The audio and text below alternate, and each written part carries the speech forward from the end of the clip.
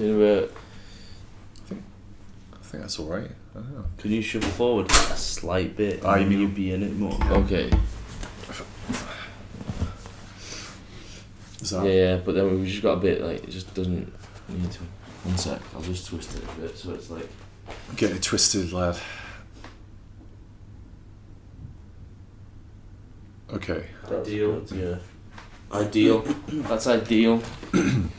Alright, people, what's happening? We're on a fucking podcast. We're on a botched job. I don't know where to look. We've got 3 angles, none of which are on none of which are on actual heads. Mike's head is cut off.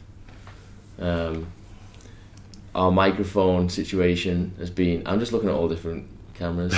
Our microphone situation is not the most ideal because I didn't want to travel with microphones. I'm in a hotel in Dubai, and taking desktop microphones everywhere, it's just less than ideal. So we're making do, and hopefully the quality will make up.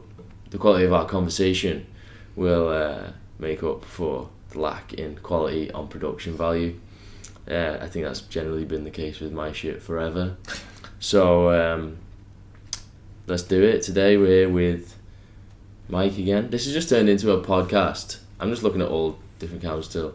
This has turned into a podcast of just Joe and his mates, basically. So number 3, we got Mike back, and we're also with Ben, who is, I don't really know how we know each other, Ben. It's going to sound weird, but just through the internet, I suppose. That was probably the way we first came across each other. Through the ham group.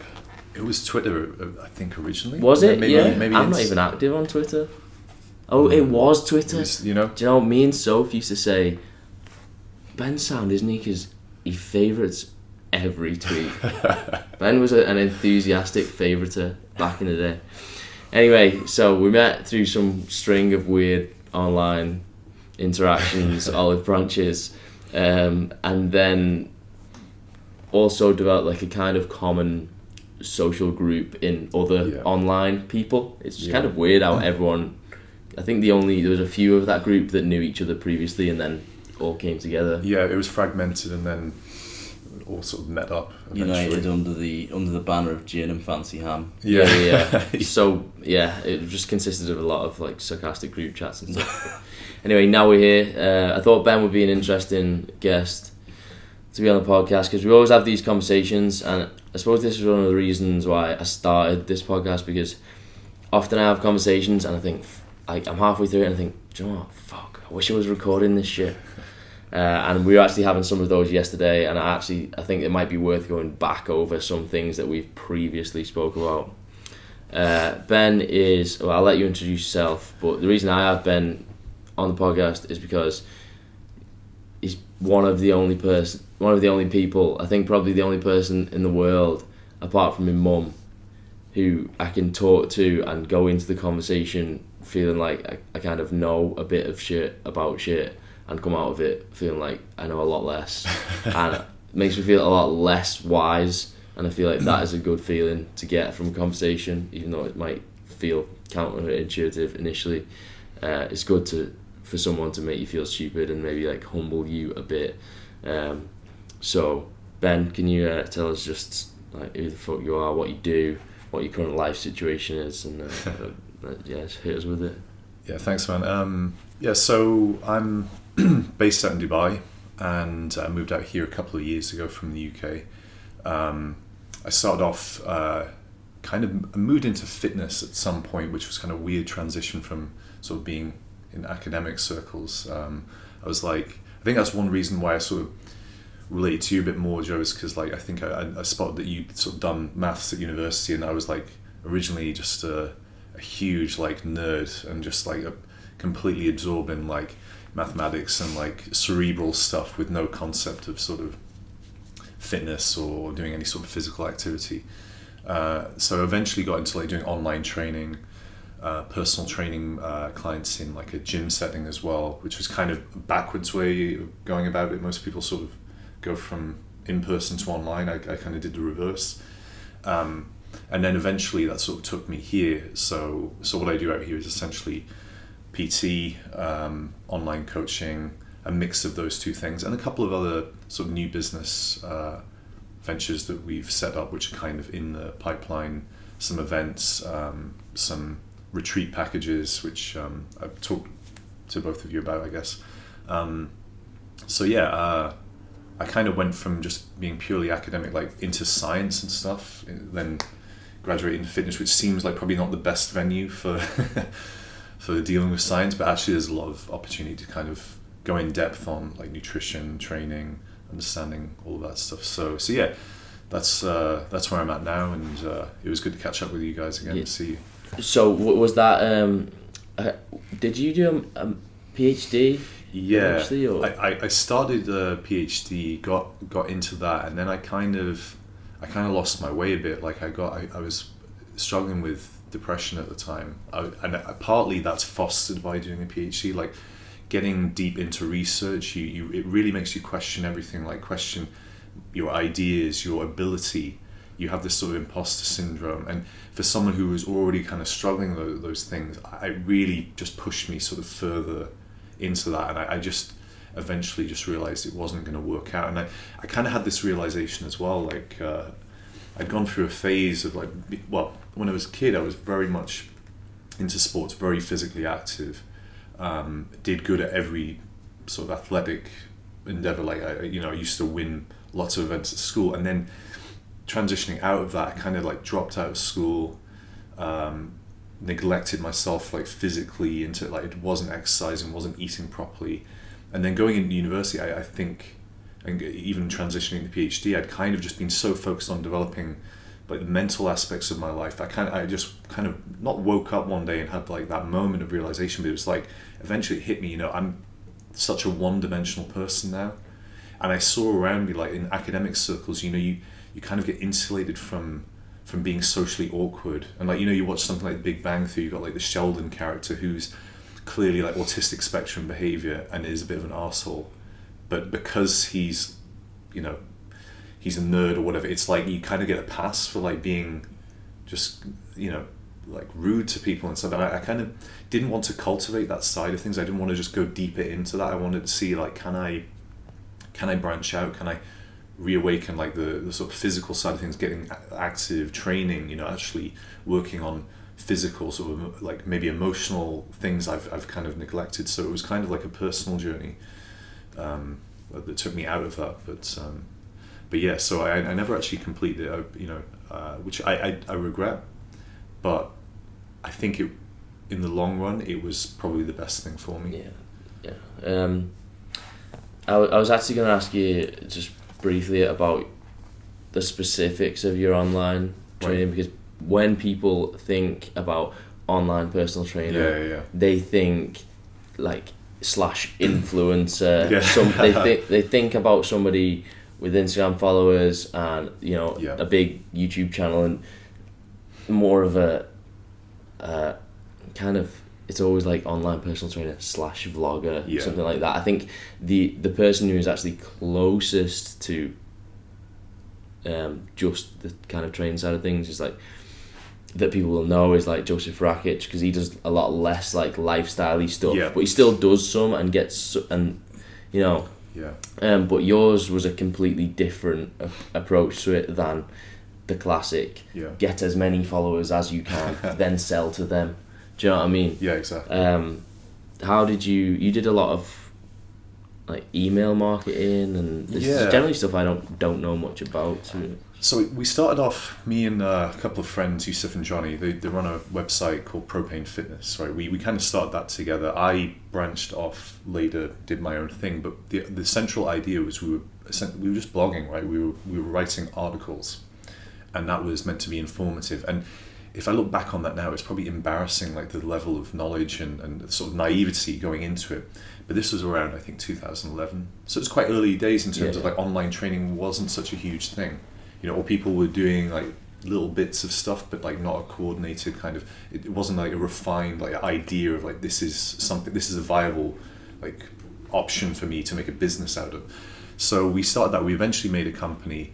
We found that the articles, like I think that was actually where I got my initial following from, was my written output, and people enjoyed that content. A lot of people, like, you get this sort of small scale fame at one point where people like you've never met before will mention they've read something you've put on the internet, and it's kind of like that vlogger like scenario, but just not with the same sort of viral impact. Like people weren't really, I guess, getting that kind of following on YouTube back then either.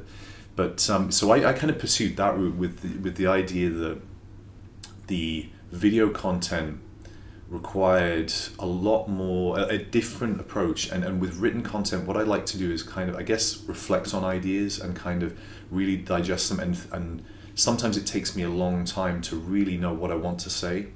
And although it's not that I feel I wouldn't be comfortable doing video, but I just felt like writing was like a good outlet for me, and it was very much independent of needing to have like a camera set up or any of that. It was very minimal. And I guess with the way I built a following was more like word of mouth, like people who work with me, people who knew my stuff, like followed me as like I don't want to say a persona, but like on Facebook, that you pick up these sort of people from all different places. I guess you know that better than me, but like from places you wouldn't even imagine you had like a following. And I think the email marketing, doing stuff more like behind the scenes with other companies, other sort of fitness professionals, I think I'd built up my sort of base of my client base, like followers that way. And I remember reading years ago this idea of like 1,000 true fans, and it was the idea that people like a band, they might be a niche band, or they might have a cult following, like a small number of people, but they buy everything that you put out, like every album, every t-shirt. Whereas a lot of the bigger names, they have sort of more, not fickle fans, but like they might buy one or two things, but you have more fans that sort of purchase less. Casuals. Yeah. They might not fill like a seminar or something, for example. Right. So I think that was more my model, was like the people that were really into my stuff, I kind of got more value out of them. Like a lot of clients were long-term clients. They worked with me 2, 3 or more times, or for like a year or like 18 months or 2 years. So although I didn't have as many people coming in, perhaps generate the same revenue from sheer like volume, I had much more consistent income and like loyal sort of clients who then would pass me on to. So I kind of built more slowly, but I think maybe more sustainably as a result. Yeah. Yeah. I mean, definitely. I think that's something like if I was to drop off. I mean, don't get me wrong. I have my clients who renew every time and will be like a core, base that. I prefer it that way, obviously, because you can't do much in a short space of time. You can't do much in 12 weeks or 16 weeks or something.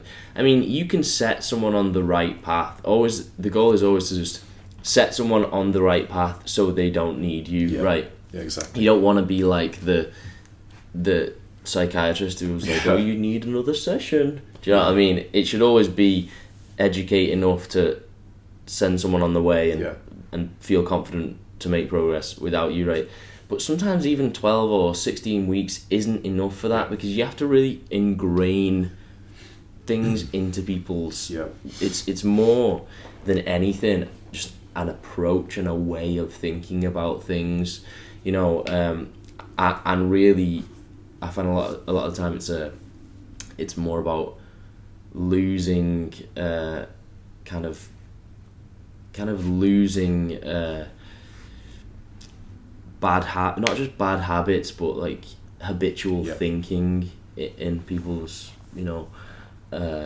just personalities. A lot of time it's someone's personality more than anything that stops them from making progress, such as being too like indecisive about things, or always second guessing themselves, or being too kind of neurotic about every tiny little fluctuation and these things. Often it's more about that really, and getting somebody into a good stride on their own. But going back to the point, aside from those, that core kind of client base that I have, I do feel, and I think anyone with a large kind of that works more on volume will feel that you have to keep up, you know, you have to keep up with your Instagram, you have to keep up with your, you know, I mean, and I've always worked not so high volume, you know, so it's not as bad for me. Like, I don't, you know, if I don't post a video on YouTube for a week, a few people will message me saying, oh, but no one will be like, where have you gone? Have you quit YouTube? Do you know what I mean?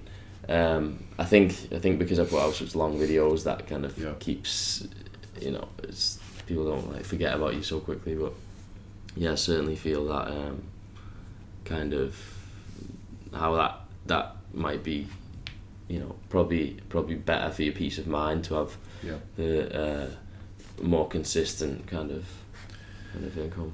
I think whenever you're self-employed, always at the back of your mind is like paying bills, like paying rent, you know, like knowing that money's going to be there month on month without having like the comfort of a salary. And I think when I started off, that was my biggest concern, and I wasn't making good money, you know, and I was only just sort of paying rent and stuff. And then when you get beyond that, then that's when you start making better decisions. You start being more comfortable with all, because you kind of know that's taken care of, and everything else starts to grow from there. And I think with the sustainability and stuff, you're right, it does take a lot longer to kind of build the important habits. And really, I think if you're going to coach someone, it is a long-term process. You can give someone a training plan, a diet, you can get results in the short term, but the transformation, like what you were saying with like the habits, dealing with the personality side of things, like that human element is a long-term investment. It's an investment from you and them. And I found that, for instance, you know, like with some of my personal training clients, like one guy I worked with came to me in a lot of pain, could barely like sit down on the floor, stand up without issues, kind of like locked up, like hips and back, everything was kind of broken. And people in that state, in like chronic pain, also function very differently. Like their interactions with you, their emotional state is all linked in with that. And over about 6 months, you know, we didn't make the kind of dramatic body composition changes you'd get with someone who might be, say, in their 20s, who's fit and healthy. But the transformation for him was like day-to-day function, sleep, you know, energy at work, you know, he's got a family to take care of. So I really like that as well, that payoff in like seeing that long-term investment, because it's you putting your time and effort into them as well. And when there's that payoff over like 6 months, a year, or whatever it is, like you feel so good about that, because okay, money's money, and someone buys a plan or whatever, you know, model your, you know, might be diet plans you sell, or you might do like consistent like monthly coaching or whatever, but you might be happy to see that money come in, and like at the end of the day, if they don't follow it, that's on them, and you do your best, and it doesn't always work out, but the reward is more in like what you were saying, is seeing that change in the person beyond just the weights, or you know, or you know, the scale change. Yeah, I think in a way you get to kind of relive your gains through people sometimes, you know, because you were, you know, I feel like back in the day now, I've been going to the gym so long that I can't even really, I have to put effort in to think about what it was like to look in the mirror and think, oh shit, I'm skinny, I want like you know, I wish I had big arms. Do you know what I mean? Like I took That was me yesterday. I took a selfie in the lift yesterday of us two, and I looked at my arm and I thought, you know what, that's a fucking sick arm, man. I thought, if you could show me that arm when I was 17 or 16, I would literally crack one off to it, mate. Oh, like, it was purple Aki vibes. I would turn into vanilla Aki on the spot.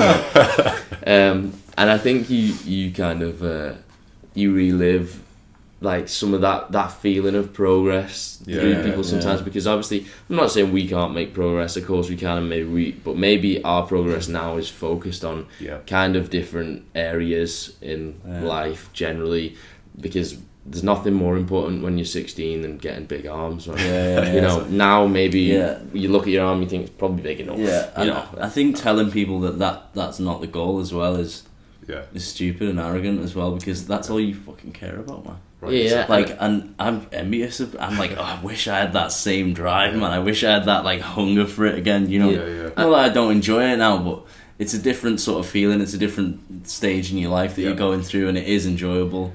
and you should enjoy it. That's the point I make to people. And it's also you need to want to go to the gym and like really love it. Like that's what I look back on the most probably. Yeah, and it's also not so much like, it's not like you need to go around to every 17-year-old and go, getting big arms isn't the most important thing in the world. Yeah, because it's not the specific goal, right? It's not the specific goal, is it? It's just it's the experience of having a goal and then working towards it and reaching it. It's that experience which you'll then recycle. Yeah. You'll just iterate, over and over, but with different goals. And you have to go through the process. Some of them will be shit goals, some of them will be nice ones, some of them might stand the test of time, some of them will be fucking ridiculous when you look back on them. But it's never a bad goal if you're engaged in it, because being engaged is what gives you a feeling of just like, I suppose in a sense, like not meaning, that's a bit too heavy for it, but just gives you a sense of like being alive, like being involved in something, being like, bought into your own fucking existence, man. Having that kind of experience. Yeah, I think when you hit a point where you've been training for long enough that you're not seeing really huge improvements over time. You're almost training to maintain what you have or make very slight improvements during the periods where you've got that focus. Because I think you kind of go through a holding phase sometimes where you're working on other things in your life. Like I realized that sometimes you kind of give a bit in one area of your life, then you come back to it later and kind of invest more in that when it's appropriate, and you can. I think my experience has been that as I've been training longer and longer, the real development I've seen has not been so much in, okay, I'm still trying to make improvements to the physique, right? But it's more like, how can I do this with like less stress? Like how, like dieting or just managing social stuff, that the improvements there, where now it's like so much easier for me to just fit things in that I used to stress about, like going out for a meal or something, things I used to have a problem with. And for me, the gains have been more in like being able to do the same, like get the same return with less effort. Yeah, of course. So you're refining that process of being able to put a certain area on maintenance and then look at other things. That's ideally what you want to be able to do once you've reached a level that you're happy with, isn't it? In anything.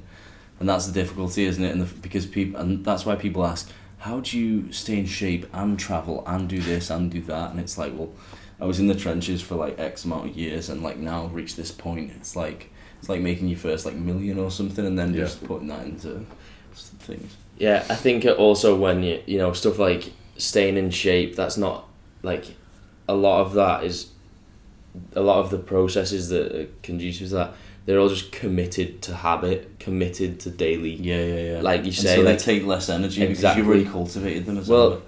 I think as well, a lot of it is a mental kind of energy. It's like, especially with dieting, man. But a lot of the time, you just have to go through the phase of thinking too much about it, like like. Only recently as well for me have I been able to improve my diet whilst I'm off routine, because like obviously everyone can, I mean, once you can, the first step is dieting while you have a routine to stick to. So if you're in your 9 to 5, you have your breakfast at 8, you have your lunch, whatever, it's all in your routine, and that's like a thing in and of itself, but that's like the core basics. And then you pass that, and then usually when you do that, you've mastered that, and then you find that you fuck up on your diet and shit like that when you're off schedule, when things just being, even if they're not necessarily any harder to stick to, it's just the act of it being a bit more like off schedule and chaotic, and that makes you way more prone to like just bad dietary choices and stuff, and it becomes a thing. You're always thinking, like, you kind of thinking about it too much and thinking, right, if I have this now, I'm gonna be full until about then, and then I can maybe that, but then I feel like I reached a point where I was just like, I felt like I mentally just exhaled. I just went, Mm. and then I just thought, all right, well, I can just make every decision as it comes, Yeah. and I trust myself to make the right decision as it comes. So if I haven't had breakfast and then we walk past a restaurant or a shop and we want to go into, I can trust myself that I'm going to just make a decent decision at the time, and I don't need to spend an hour thinking about it beforehand, and I don't need to dwell on it afterwards. I can just, I can make that decision, and it's just something that's like seems to take up a lot less mental energy for me, because I'm not like just kind of not stressed, but mini stressed about it. Yeah, because you've been through that intensive period, and you know all the basics and stuff, and you've been through like those little crises before, and so like actually the consequences to this, And the wrong thing here are just minuscule. Actually, I think as well, too much about it last time. Yeah, I think as well you have to actually go through, like you said, you've been through those times. I think a lot of the time, and this is true literally across the board, like we were talking yesterday about like people asking questions about breakups and stuff, how like a lot of the time you have to go through it, man. Like no one can teach you to think less and stress less about your diet, right? They can point you in the direction and give you a nudge and maybe make you ask yourself some questions, but a lot of the time it's literally just a time commitment, and you have to like I'll look at people and they'll ask me certain questions and I can tell they're thinking about the wrong thing, and I think there's nothing I can say to you, but one day you'll realise, it'll click, you'll have thought about it enough and something will click and the fucking pendulum will swing and you will become better at something, and that's just a time thing that needs to be, because you have to go through things in your head enough for it to change your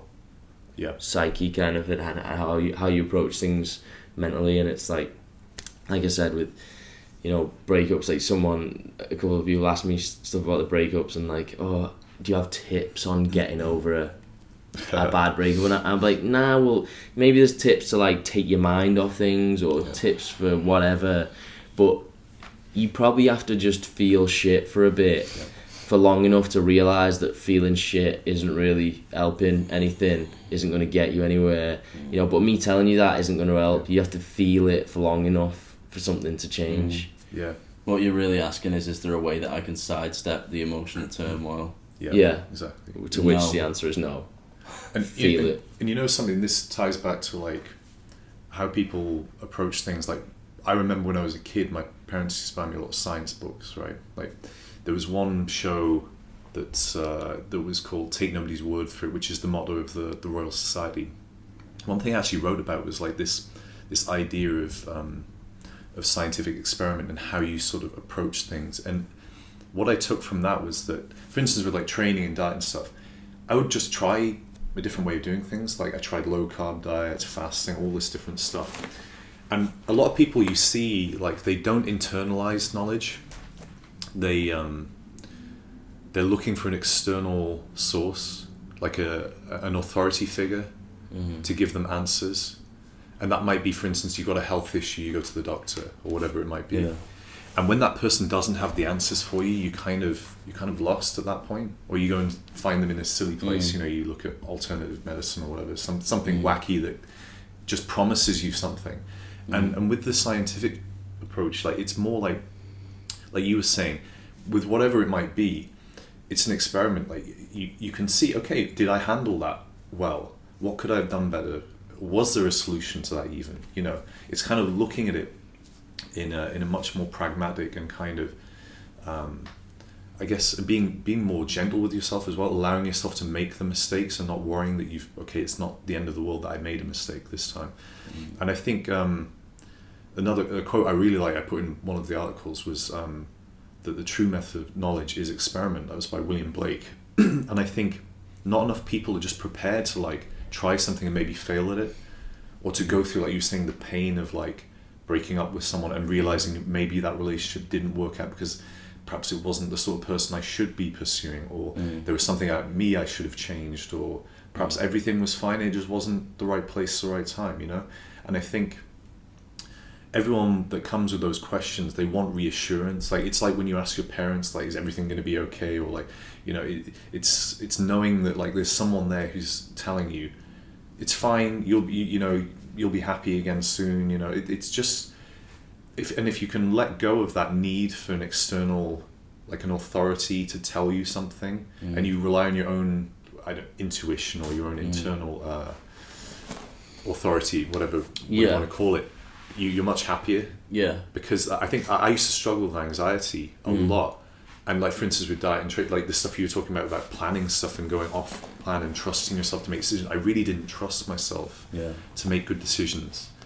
And that led to like, I would just overthink every possible aspect. And I think that's something I found, that when you're an analytically minded person, your mind sort of goes to all these places, explores all the different possibilities because you can see them. But at the same time, you don't know when to sort of like cut it short and say, you know what, I don't need to worry about this, or this isn't a reasonable thing to be concerned about. And I think that was the biggest step for me, was like the execution of all that, going in the gym and training, planning stuff is fine. I didn't have an issue with that, and some people that's their kind of stumbling block. My issue was like not being able to let go enough, and not actually sort of having that compassion for myself to like allow for mistakes or changes in the plan.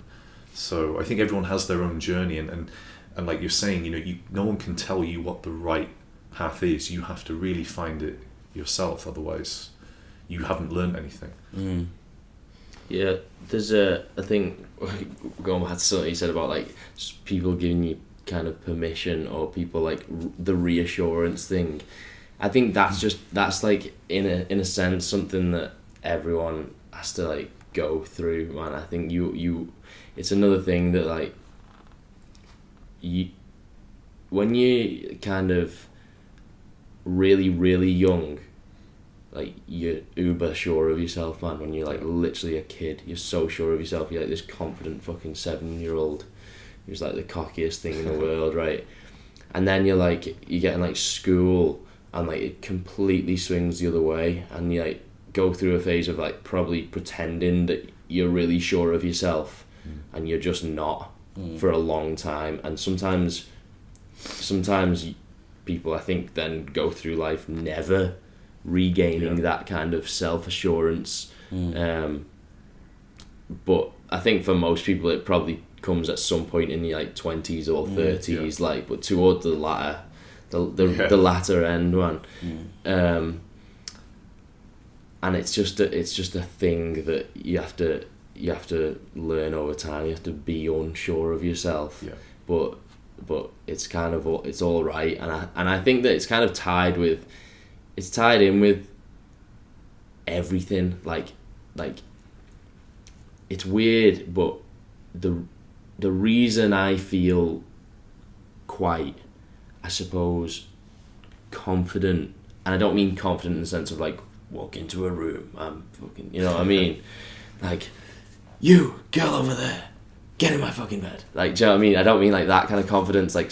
Like I mean confident about like, I feel like confidence is just a lack of worry. A lack of worry that everything's going to go wrong, that like, oh shit, this might fuck up. Or, I'm not, when I think about doing things, I don't immediately consider what might, the bad, what might go wrong and stuff like that. And I think that's kind of confidence. And I think the reason that I feel that is because I actually just feel more okay with not being that sure. I'm like kind of sure of myself because I know you don't have to be that sure of yourself, and I'm not that. You kind of get okay with, being wrong about shit. Maybe you embarrass yourself sometimes. Maybe you just make a bad decision and shit goes a bit fucked up. But most of the time, everything works out all right. You still live. Maybe you like learn from it a bit, and you realize that you've been trying to know everything. You kind of can feel like you can look at people who are like the popular academic of the, not academic, but the popular like fucking guru of the day, and you can feel like they say everything with such conviction and such confidence that it's like they know everything. It's like every question they would know the answer to. And you feel like you should be this person who has got no mental loose ends. Yeah, it's literally just a tight, there's no loose ends in there, it's just a tight ball. It's just everything is neat and in a corner, and if someone asks you something, you know. Yeah.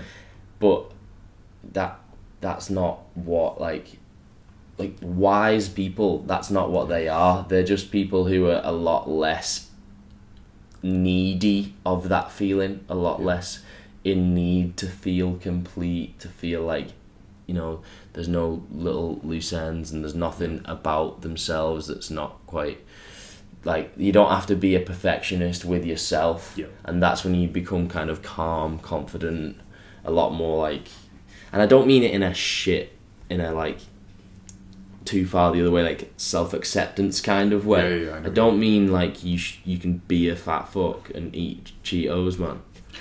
That's like the extreme, like. I just mean you can be quietly confident in just being a fucking human, man, and just being you can be quietly confident in just being mortal and knowing that actually no one knows everything about everything, and like you're actually in a lot less danger of tripping up, of being embarrassed, of shit going wrong if you allow yourself that. And you know, really, how embarrassed can you be, or how wrong can you be if you go into everything with the acceptance that you might be wrong? You know what I mean? It's much harder if you're, like you were saying, more sort of analytically minded though, and because your imagination is like a double-edged sword in that sense, isn't it? Yeah, exactly. It trips you up, and so it's interesting to hear from somebody who has that about them in their nature, you know, and how they overcome that. Yeah. Because some people inherently are going to be more sure of themselves than others.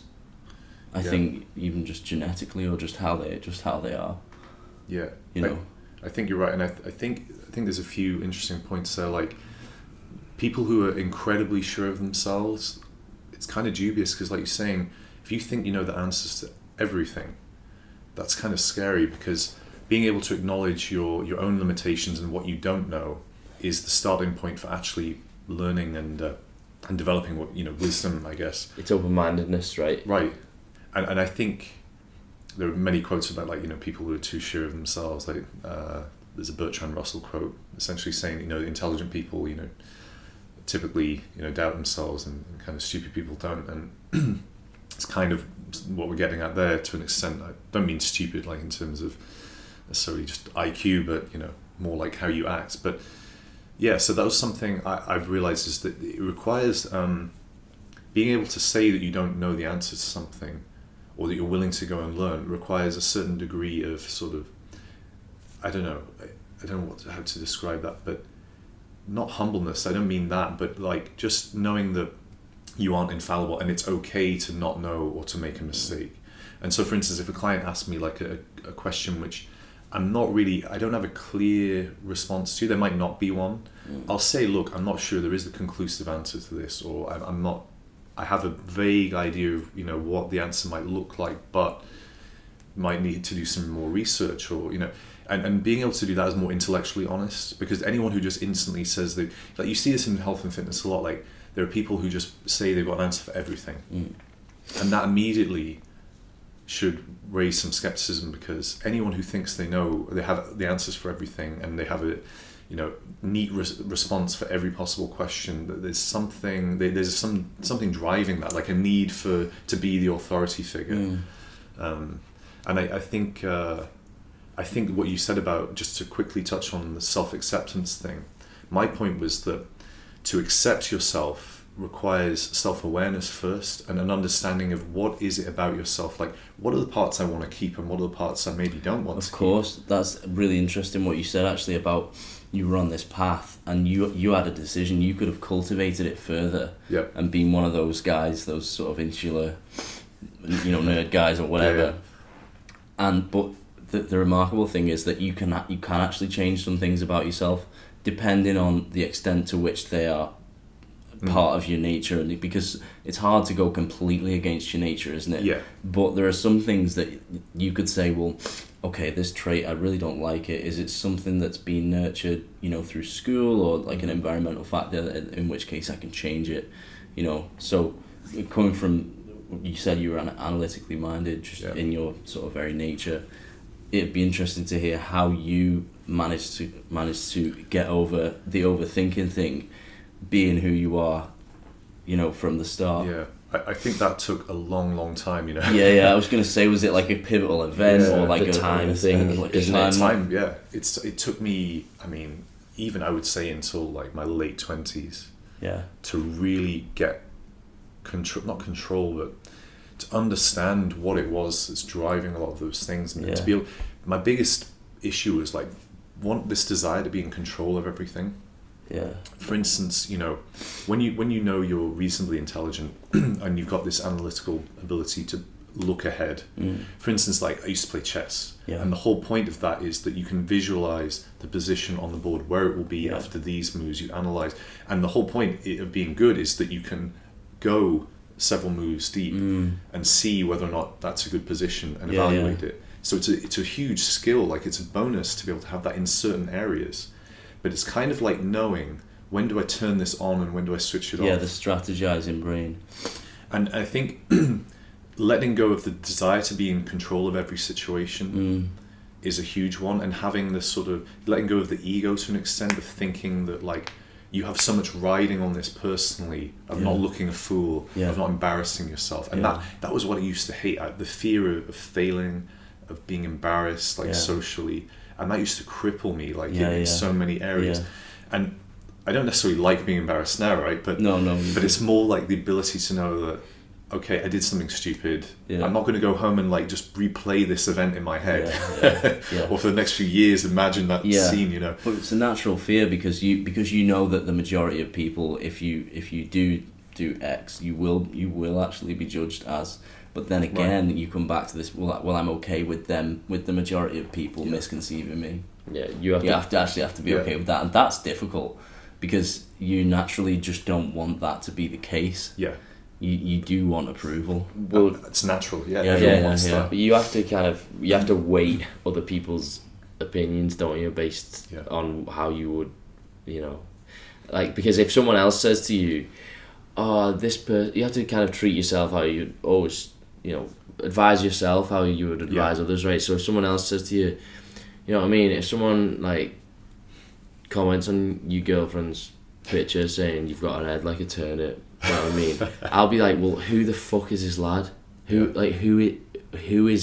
is his opinion? Yeah. What's driven him to give this opinion in this forum? Why root vegetables? Why root vegetables? I don't think Mike's. It's more like.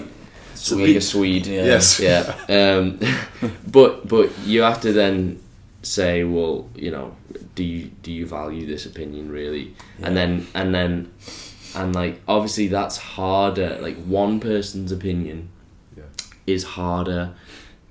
Is it much easier to disregard than others? Obviously, you have to always keep an objective. You can't go too far and be like, well, I don't give a fuck what anyone thinks, because someone. Some people's opinions matter. Some people like actually, if they think you're being a dick, you might actually be being a dick. You need to obviously consider that. But generally, I think that is quite a crippling thing for people's the ambition and dreams and fucking goals of people on the whole.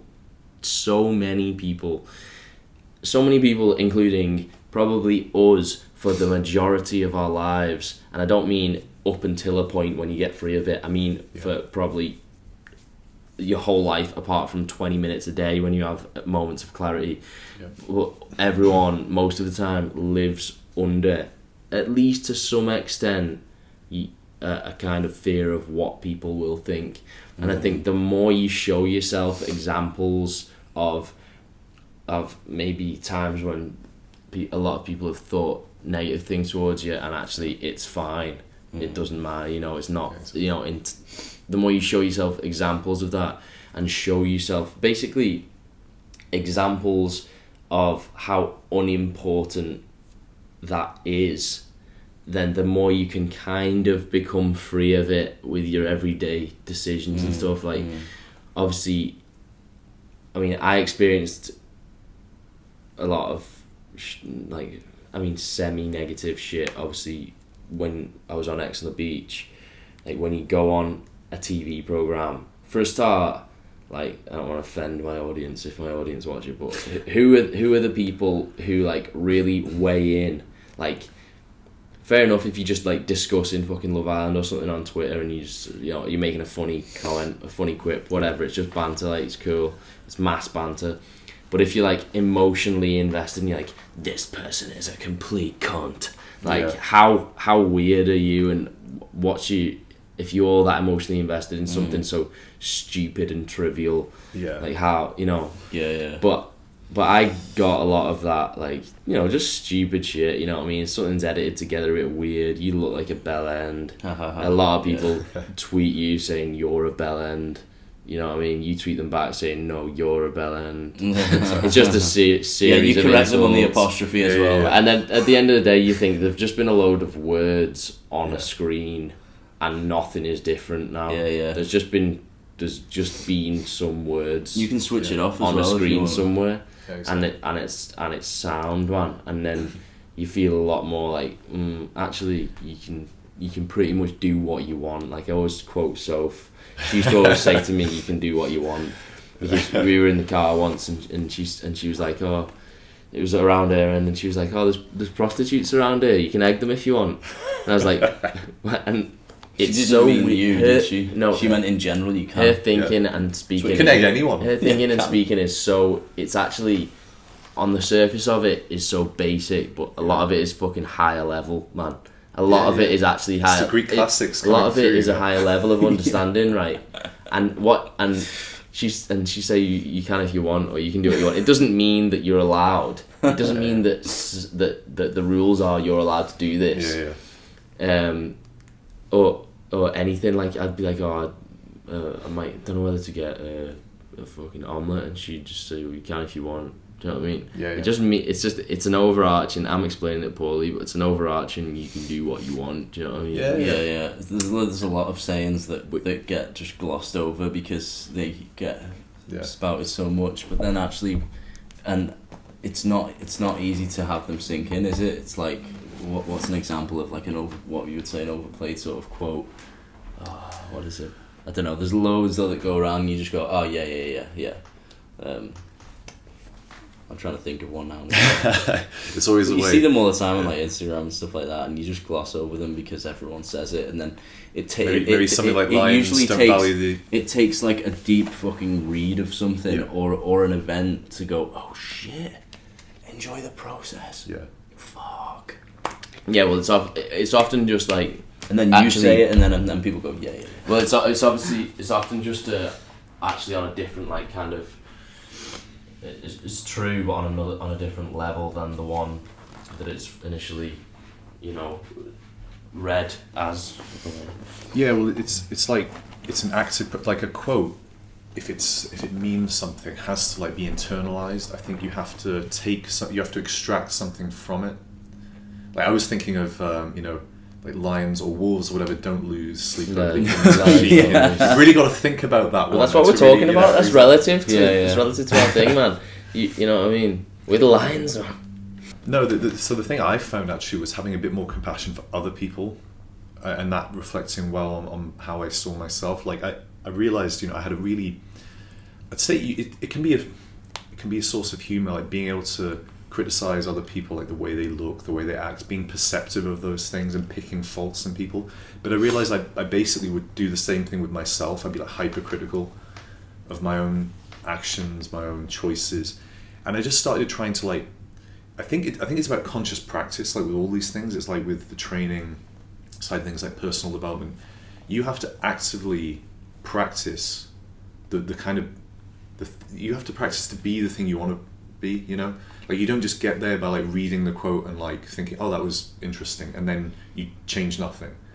You have to think, like, if I took something from this of value, I have to now implement it. So for me, it was stuff like trying not to be so judgmental of other people and their actions towards me, or if they frustrate me, like trying to let go of it and not react in an emotional way. Oh, that's the Brassy order, I think. the brass set. Yeah. The tray. Yeah, the tray. He's back in maybe like an hour and a half or 2 hours. So thanks. Yeah, so Yeah, I think we should have invited him on. You know? I know we actually should have. What's it like to, you know? Anyway, It's stuff like someone pisses you off, like with some casual interaction. Might be like someone who works in retail, or like, you know, just someone at your work or whatever. Just someone you meet in some, like, you know. Yesterday I was telling you how you came to my building. We and shortly before that, at reception, there was this couple, and they were being really rude to like the security guys who were just doing their job basically, and they weren't rude back. They did nothing to provoke like the outburst, and it was because these people felt like, okay, it's safe for me to take my frustration out on these people because they can't say anything back, and you know, even though they were clearly in the wrong, they had this sort of weird, like, they couldn't like deviate from this idea that, well, I wanted to do this thing and this guy told me no, and who is he to tell me? He's some guy from you know, a lot of it out here as well is like someone who does like a service job. It's like, you know, you automatically adopt a certain attitude towards them, and I think that's the truest sign of like of your ability to be compassionate and sort of good to other people, is how you treat people who you have like power over.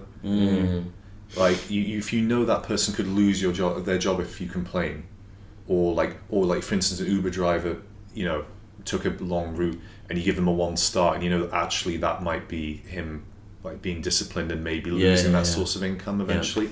Like you have all of these ways of like having power over people in everyday life, and I think that's the truest sign of whether or not you've actually made any improvements in like how you interact with people. And I think that for me was the big thing, was like just trying to let go of like these frustrations from like just normal you know, like life is full of so many things that will frustrate you and get you angry and upset, and when I see other people acting like that, I think like you have so much work to do. Like if you are so upset about a security guy in a building telling you can't go through a door because you're not a resident here and there was some like weird scenario going, like, really you've got other stuff you need to sort out, like maybe your life isn't great, maybe it'll be okay. What's the issue? It's like what's the scene from is it Good Will Hunting where he goes, it's okay, and he goes, don't, and he goes, it's okay, he goes, don't do it, he goes, it's okay, and he goes well, yeah, that's how you feel like speaking to people like that, don't you? You're pissed off about this, but what are you really pissed off about? Why, you know? What's the issue there? Obviously, fucking many in a lot of situations. Like you want to, I mean, ideally, you can. I think at least if you, like you said before, you said something about self-awareness, self-acceptance. So part of self-acceptance is being self-aware enough to know what you can and can't keep. So if you kind of try and practice that, eventually you come to a point where you find that like less and less as you get older can get you mad. You don't you know, there are less things that really piss you off, and the more you kind of look at people as if they're aliens when they are getting mad at things, and it's hard to comprehend that. Like, I can't imagine being pissed off about some of the trivial shit that people are pissed off about, and I think that's kind of probably part of like an overall perspective of like the actual, you know, the sheer gravity of the situation, like the gravity of life, that you're fucking alive, man. Like you're actually living this fucking life, and someone just came to change my towels, mate. Someone just gave me a fresh towel because I've dried myself with that towel once. I should put the thing on the door saying I don't need new towels. You should just throw that away now. But you know what I mean? And like, so what's the real complaint, man? Well, you know, I don't know if I told you this story, but I had a great example of this. Like, so me and my girlfriend were in Abu Dhabi for the weekend, just staying at a hotel.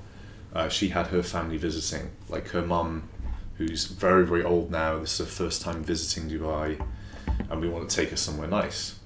So we had this kind of like almost, it's comical in how stereotypical this scenario is, right? Which is that we went to the pool area, couldn't find like a sun lounger, and spoke to a member of staff, and he was like, "Oh yeah, there's a couple over here," and they had like a towel on, and I said to him, "Okay, are you sure about this? Sure, there's no one using this?" He's like, "Yeah, no one's been here for hours. It's fine. He took the towels and like, anyway, so like the most stereotypical thing happened now, which was some German people came and started shouting at me. Well, not quite shouting at first, but being very, very rude and German and telling me I need to leave, right? So at that point, I was like, right, first of all, you're being very rude to me now. Like, there's no need for us to have this kind of interaction. Like, I'm just sitting on a sun lounger. It doesn't belong to you, right? It's property of the hotel. I've been told by a member of staff that it was okay to take this. Like, there's no antagonism here. I'm not doing this to like, I didn't take your stuff and like throw it away. Let's not talk let's just talk like adults, you know? And they were just shouting. I don't know if it was a language barrier issue, but you know, I think they understood what I was saying. And they just wouldn't back down, and they started getting more and more frustrated. And at one point, I kind of switched over. I was like, right, okay, so if you're going to get so disproportionately upset about this, I might just like prod you a little bit now and just kind of like just... And they got so angry over it. And like me and Julia were just laughing at the whole thing. It's just like, right, first of all, we would have happily moved if this was such a big deal for you, but the way you decided to come in and be just straight off the bat, like aggressive and talk to me like I'm a servant that just needs to clear away, that got me. And I was like, right, if this is how you talk to me, I'm just a guest here. For all you know, like I could do any kind of job, I could be any sort of person with influence, you know. For you to just talk to me like that shows there's something, like you're on holiday. Why is it that you're so like quick to fly off the handle? Are you not relaxing out here? You're not enjoying your time? Is your job so stressful? What is it about? And I start thinking like, what is it about your life that's making you react this way? Rather than just trying to like, I don't know, say that person's an arsehole or whatever. I was just trying to like understand like, how can you be so upset over something so trivial? And it got to the point where like they'd gone and complained and something, and like the member of staff, like manager, came over and was apologizing to me. I was like, I'm so sorry you've had this like issue. And I was like, look, there's no problem here. I don't care. You don't need to do anything for me. You don't need to apologize. There's nothing has happened here, you know. Yeah. This is such a comical situation to me. Not upset. It's a sun lounger. It's like, if you can find us like another couple of sun loungers somewhere else, we will happily go there. I don't have an emotional attachment to this sun lounger, you know. And I, you know, and they, you know, it was it was like a showcase example of like just people like funneling their frustration into like this is the time where like, okay, it's appropriate for me to let go now. All the other shit like my job that I hate, you know, like whatever it is just coming out, you know. It's hard because you want to be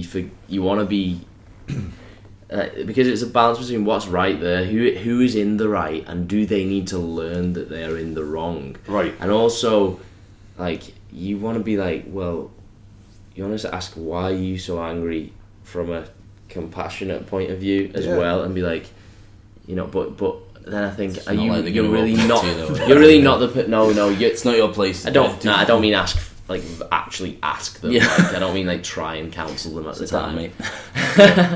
It's okay. But you know something, don't do it. There was a situation like that just came back to me actually. This was a few years back. So I was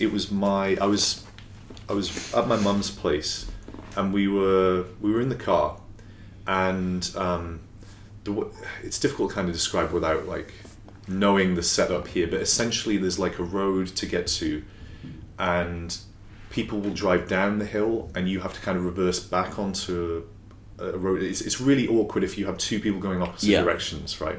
You can't pass each other, you can't pull to one side. And so we had a situation where like this guy's like essentially in this car like shouting like at my mum. Yeah. And I'm like, I got out of the car to have a word with him and like just say like, my mum's like 60 years old. She lost her husband a few years back. She, you know, she lives on her own. Please, you know, don't start this, right? Just like back down, you know, just let it go. But what I later found out was that he lived up the road. I later found out that, you know, he was really upset, really emotional. Yeah. He kind of let it out. Like his wife has cancer, and they've going through treatment, and like their family, you know, they've gone through a really hard time. And I kind of took a moment. I said, look, I didn't explain. I was like, look, I lost someone to like a terminal illness. Like my father passed away. My mum's gone through all of that. Let's have some compassion for each other, you know. And like, I really understand what you've gone through. And I'm sorry that this, you know, this has happened this way. And like, we kind of shook hands. And from that moment on, like, I saw him a few times, and we'd say hello to each other. But if we hadn't had that conversation, we would have just been venting at each other, or getting into an argument or a fight. But it was like, just all it took was for one person to say, you know what, like, this is stupid. We're not. Let's not do this. You know. Yeah, and someone has to give ground, don't they? Otherwise, you will both harden. Yeah. And then that's nobody gets anywhere. Exactly, and it was good for me because, like, at first glance, you know, I'm thinking this guy's a complete dickhead. Yeah. He's shouting at my mum, who's the most harmless woman you could imagine. Yeah. And then I realised, you know, he's going through such a hard time now. This little thing is probably more than he can handle. And having that, you know, understanding that, okay, it could have turned out that, you know, there's nothing happening and he is genuinely a dickhead, right? Yeah. But it was interesting to just, before I vent my anger at him, to kind of at least have that window of opportunity to see, like, is there something more going on here? Maybe we should both just like diffuse it now. With the Sun Lounge incident, not so much, right? But even then, you know, your stuff flashes through your head, like, maybe they've had a bereavement, maybe they're going through something tough. And that's why I opened that conversation with saying, like, look, let's not talk to each other like this. You know, this isn't such a big deal. Because on the one hand, you like you were saying with the Sun Lounge thing, you don't want to be pushed around. You know, that's a serious issue if you're very agreeable and understanding and compassionate by your very nature. That's a real issue, right? But at the same time, it's useful in that situation where you can smooth the water. And if you hadn't been like that, and if you'd have just been quick to write him off, oh, it's just a dick, let's give him shit back.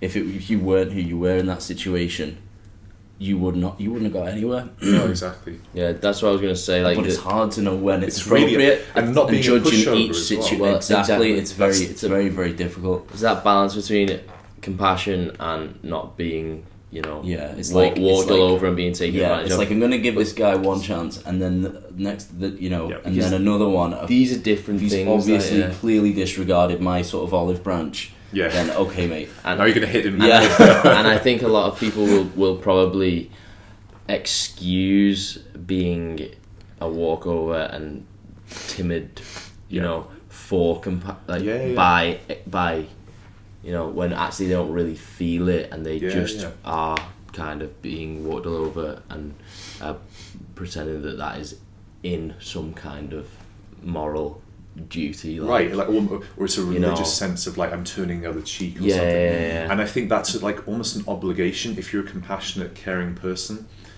to not let people exploit that.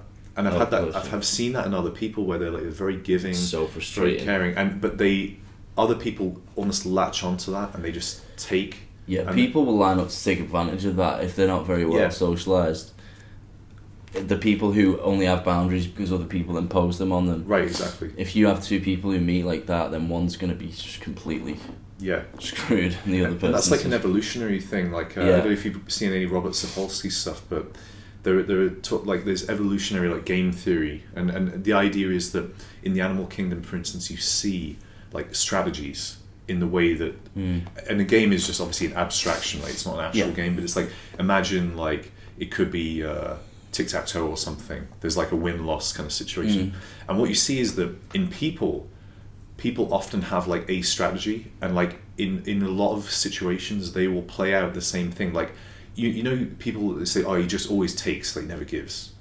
Like, that's one strategy. Another one, if you're really smart, is to take, and then as soon as someone figures out you're taking, give back a bit, hook them in again, and then continue taking. So there's all these, like, sophisticated kind of ways that people unconsciously sometimes interact.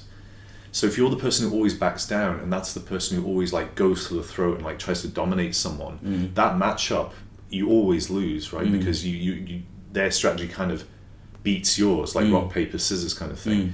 So if you kind of have that meta level, like that awareness of, like, that there are games being played and that there's, like, more to it than just me responding instantly, like out of emotional content to what you're doing, and just taking that moment to kind of like filter out what I'm getting from this situation and my reaction, like just having that brief moment of like thinking over what I'm going to do next, that's that wins, like that's such a huge advantage for you, rather than reacting impulsively.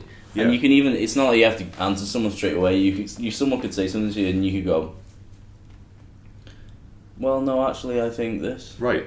You're not obliged to just you're not obliged to have a quick answer, right? Yeah, exactly. But it's difficult if the other person does always have quick answers, because then they can make you think like you're wrong. Yeah. So you have to really think. You have to really go, well, no, hold on a minute. But it's easy to just then fucking stew over it afterwards because the answer doesn't come to you quickly. Exactly. Yeah. So you have to really think about it. I've been thinking about the sunbed thing for months now. You going around like doing it to everyone now. Yeah. You know the other thing was they put their towels down like like he even said to me, we put these towels down like 7 o'clock in the morning or something. Why didn't you just? And then they went to go and breakfast. Like, come on, you think you can just? A towel isn't like a internationally recognised like. Again, that is a lack of like, because I would actually not do that because I would feel like a cunt. Yeah, exactly. I would be like, I don't want people to walk up here, because that is empathy, isn't it? Yeah. I don't want people to walk up here, see that there's no sun lounges left because my towel's here when I'm not here, walk off, and be like, and it's affected the day, man. Right. Do you know what I mean? Because imagine if you did that. If you we even up, jokes about that, you know what I mean? Like, and it was so perfect that it was German people. It's like not pissing on a toilet seat, man. Do you know what I mean? It's like it's the same. It's all this in the same vein. Yeah. It's like trying to just, and like that's it's just a win for everyone, isn't it? And I think it's how you act when there's no sort of oversight. Again, like going back to like when you have power in a situation, it's like when you're an adult and like you don't have anyone tell you when to go to bed at night or whatever, like how you act when you're just on your own, like you've got your own sovereign territory, is a real tell of like your character. Yeah. When you're in a situation where you've got an advantage over someone, Yeah. I mean, I think like if it's situated, how you were saying like, this with the game theory, it might be, it can be a win for you. Yeah. But it doesn't mean like a selfish win. No. Does it? Do you know what I mean? It means a win for you should be like a good outcome. Right. Should be what you feel is a good outcome, not necessarily for personal gain, but for the most. Now, then you get to the question of like the most good for the most people, the individual good versus the utilitarianism. Yeah. But I do feel like in some senses you can feel like it's a win. Yeah. If you by it being a good outcome, so you can feel like it's a win for you, because you can take some personal, it's barely selfish, is it, if you take some personal satisfaction in helping somebody else have a fucking nice day. Do you know what I mean? Like right. that is a win for you, isn't it? If you just if it looks like a waiter's having a shit day and you give them a bit of an extra tip, exactly.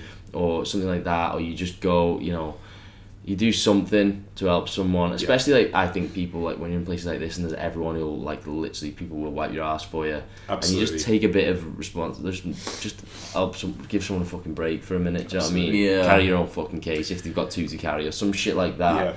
And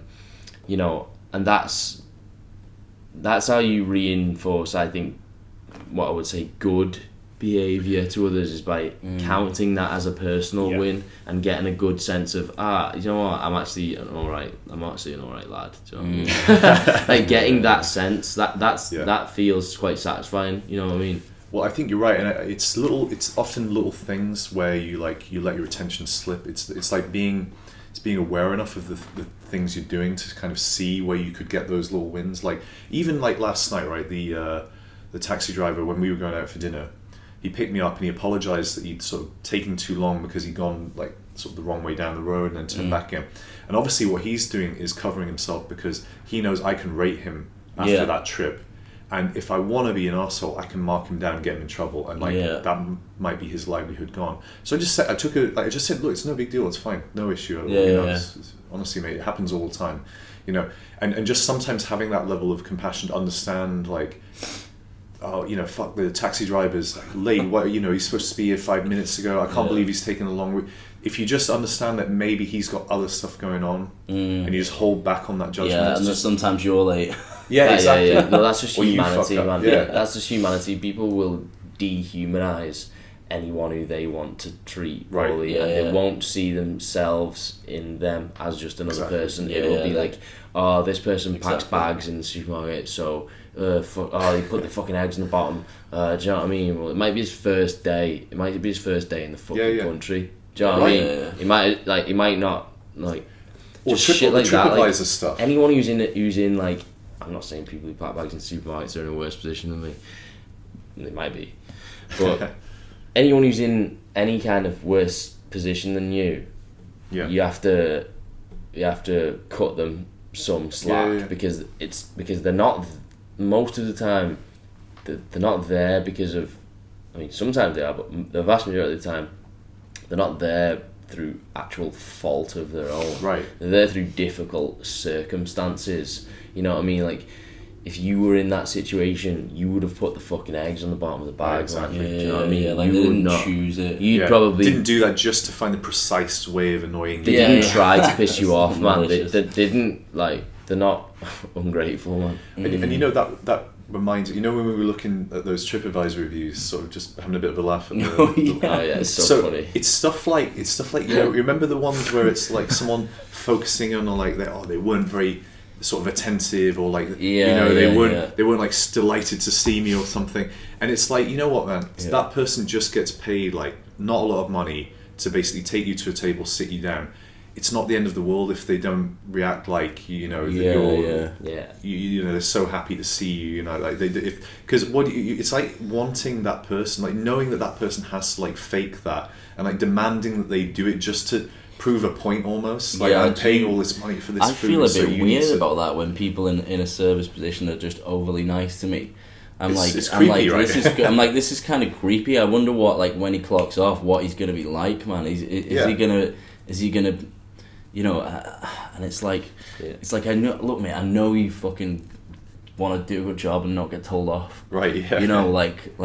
Yeah, I feel like it's always nice in those situations to try and bring the conversation, and not even with words, but with your tone and how you talk, down to a normal level, like a normal, like, we're just mates sat around chatting. Do you know what I mean? Not the like the scripted, you know, like the kind of you see it definitely in like hotels and shit like that. Oh yeah. And it's like, oh yes, and if you start speaking to someone in a very casual, like relaxed manner, it like helps them to relax a lot, doesn't it? And it takes the formality out of the situation. Because they're so tense, aren't they? Yeah. But some people actually like that though. Some people want to be like, and I don't agree with it at all, but some people want to go into a restaurant and be like just like fawned around, you know, and all fussed over and all this stuff, and like sat there like all tense when they put the food down. They're like sat there like,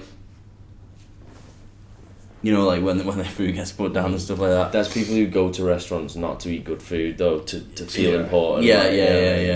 It's this level of like artifice, and like their experience is so constructed. Like it's so out of touch with just being a human being. Yeah. It's based on all these layers of stuff that don't matter and which could easily fall away. And that's the thing I have the issue is the further you go down that route of like constructing your self-worth and your ego and stuff on these layers of like just arbitrary, like, you know, like sort of social, like sort of rules for like how you interact with people and just, you know, artificial environments and stuff.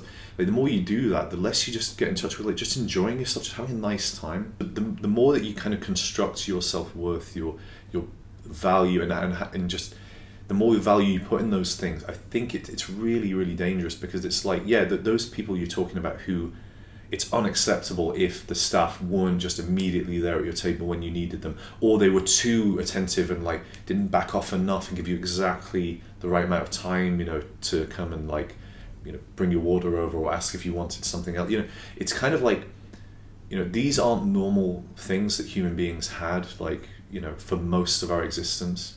They're entirely constructed, they're artificial. And for you to like be so focused on these things, it's just like almost like a mental like disorder, you know. It's like, what is going on in your head that you like, you need all the rules to be enforced, you know. It's just a straight, like, it's psychosis almost. You can bet with those people that if you dig a little deeper, there's some fucking serious issues. Right? Yeah. You know, it's like people who are just overly doing it by the book all the time, you know.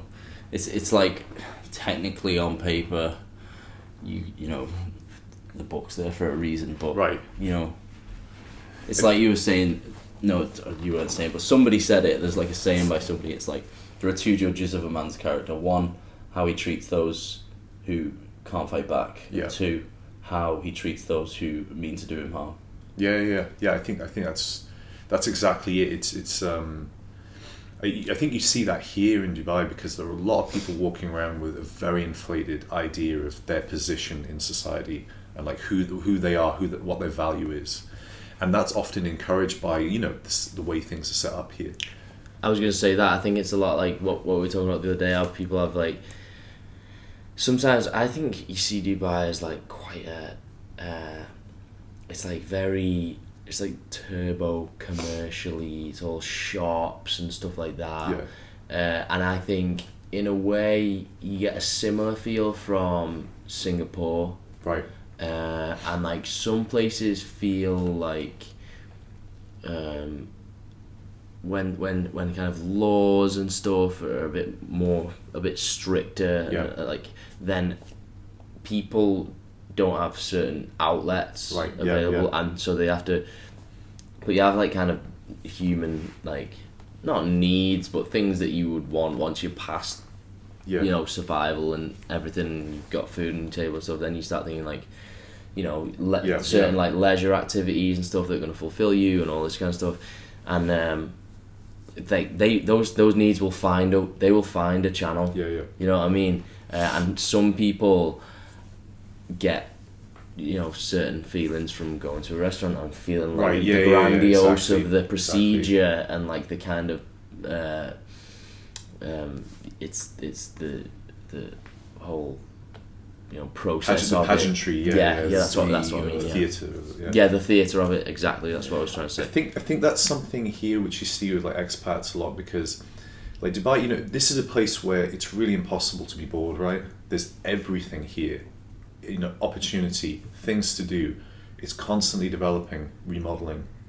You know, technology. You know, it just the living here is like you have such a high standard of living.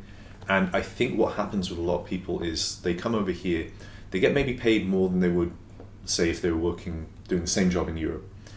They become accustomed to the way they're treated here, and that becomes like this set point where it's almost like, I think, I forget the exact quote, but I think it's Epictetus, and it's basically saying that you're only miserable if you want more than you have, right? So you can be miserable with millions, you can be miserable, you know, in complete poverty. There are different, obviously, motivating factors for that, but you can be miserable at any level of financial, you know, of income, and I think what happens is that you find things to be miserable about. Like I remember me and Julia just going out for drinks one night at one of the hotels on the Palm, and just sitting there, just kind of people watching, and just seeing people walking, like the look on their face of just like being deeply unhappy.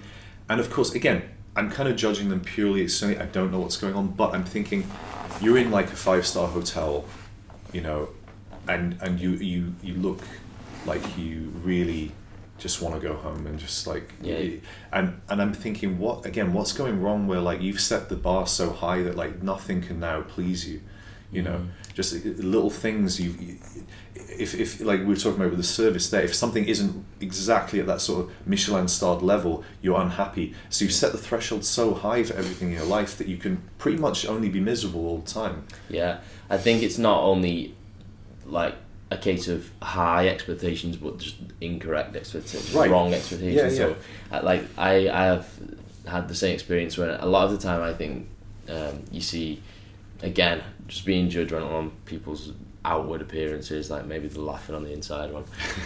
But like me and Mags will be in a restaurant and like you'll be next to like a table, it's like just like a husband and wife or just a couple or whatever, Right, yeah. any age, any whatever. And they just seem a bit miserable, man. Yeah, And we're, yeah. we're like trying each other's food and like, oh, let's just sick this, or even if it's not sick, just talking about, you know, Yeah, like yeah, food just- is in conversation, like seem to be enjoying, like just enjoying being there, you know, even just being in a restaurant, someone putting food on your table is pretty fucking nice, man.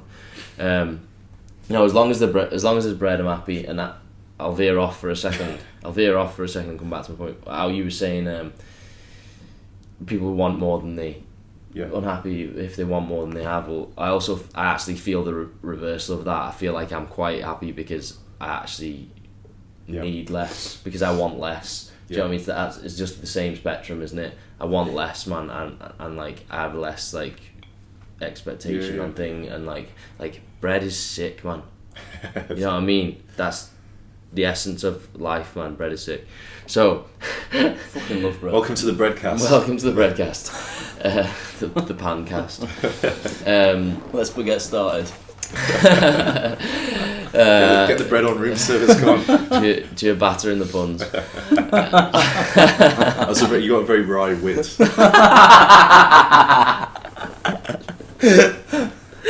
That's a dark cry humour. Okay. Oh god. So done. So, all right. Well. Anyway, back to the. So yeah, you look at people in the restaurant and they just seem a bit. Yeah, like, just not in there. A bit Not in miserable, man, and you're like, and you feel like it's just your expectations that have gone wrong. A lot of time, it's not the restaurant, it's the relationship, though, isn't it? Yeah. But again, that's false expectations on what a relationship is, what a relationship should be, Right, exactly. what you think it's going to be like. Maybe you think it's going to be like Hollywood. Maybe it's not fucking quite like Hollywood. It can be. You can feel. You can feel more emotion, joy, and happiness from a relationship than you will ever get close to watching a fucking Hollywood film about a relationship. But it won't be from the same things. Right. It won't be from your satisfaction and happiness. Won't be from those things. It'll be from the small like victories in your partner's life. Like something good happens for them, and you feel like, you know, kind of happy for them or proud or whatever. It would be from all these other areas that actually it would be quite shit to make a film about those things. Yeah, exactly. If you made a film about the real, where true happiness in relationships comes from, it'd be a shit long film that was just not exciting and didn't pull in people. The trailer would be boring, man. You know, but in life it's much better. But it's very different expectations, and it's those that difference that leads to, you know, someone being sat in the fucking bar or in the restaurant and they've actually got like a nice drink or nice food in front of them, and they're thinking about what they don't have, or how it's not fulfilling, not living up to their you know, ideas of how it should be like. And that's really the, you know, I'm like, most people just want the wrong things, man. They just appreciate the wrong things, and that is just a product of like the consumerist kind of nature of our economy and stuff. Like you kind of marketed to value things that aren't particularly gonna give you any kind of lasting satisfaction. You know, you conditioned in a way, not from a conspiracy point of view, but unless taking your money as a conspiracy, which I suppose you could count that in some way, but I don't think it's no great, like, you know, direct the masses. It's just a product of the economy, really. Yeah, exactly. That you can't. It's kind of your basic instincts and natures are appealed to, and you're kind of channeled in a way of like you should value these things, and you know it's not. It's just not like no one is making an advert or a TV program or a product and thinking, or very few people who are thinking, this is going to provide someone with long-term happiness and fulfillment and a good life. You know what I mean? That's not anyone's interest when they're giving you shit to eat. Like whether that's media shit or actual shit to eat or any product. You know what I mean? Or bread. Bread. Yeah. So this is sponsored by bread, by the way. Yeah. No, I think it's like in Dubai again. There are so many things that you could be content with. Like remember last night we were just walking by the fountain in City Walk, and you were saying how clean everything is. I mean, you could just take a moment to sort of appreciate that and say, isn't it great that I'm living in a place where I'm safe, everything's clean, I have all the conveniences that I could hope for, I live comfortably, and you could take those things and think about like how fortunate you are to have them, and you can see how much there is here that you can take advantage of, all the things this place has to offer, and instead, you just focus on these little things that you feel are wrong. They're not. There's nothing really. There's no substance to it. So I think it's human nature to just forget the stuff that becomes familiar.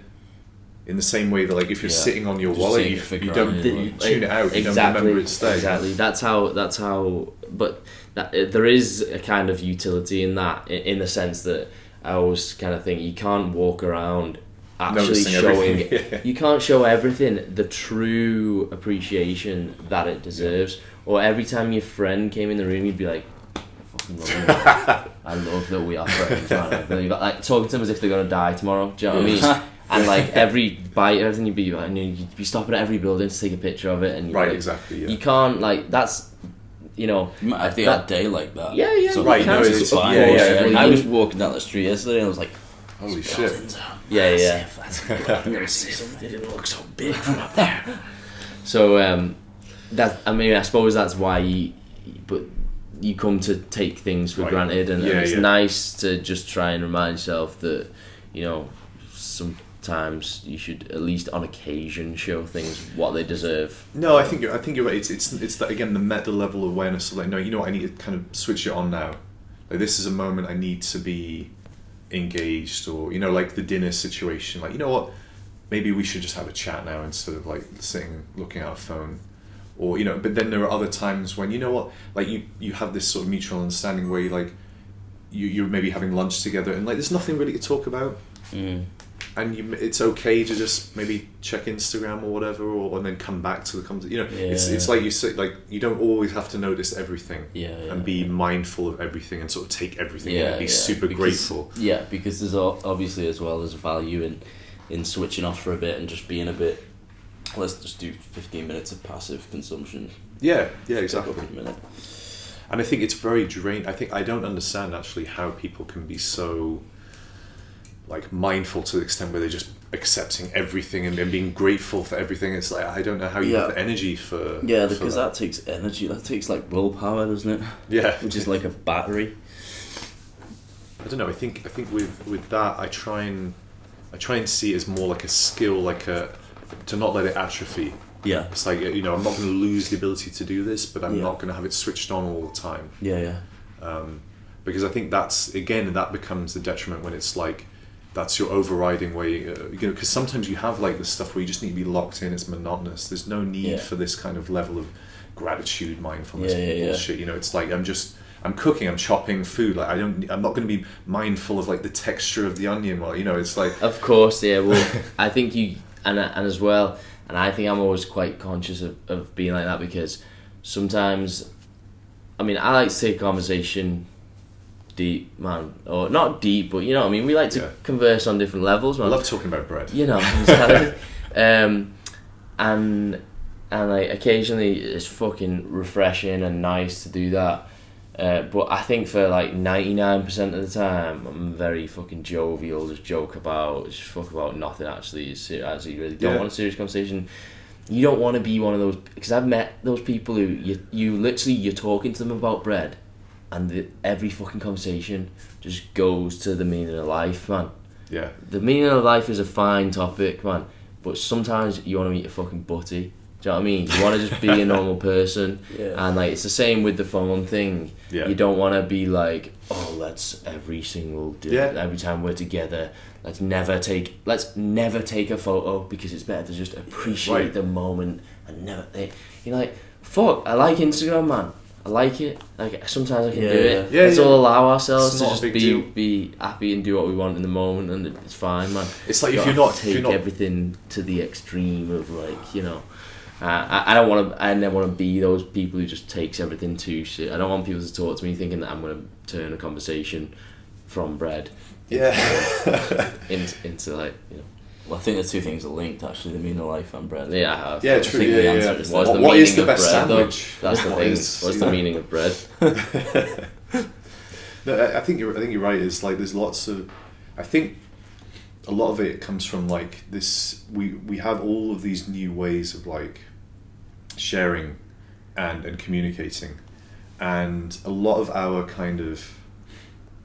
ways of like establishing kind of like normal social behavior and the way our society functions haven't necessarily caught up to all of the changes. And I think it's stuff like knowing, okay, when should I put my phone away?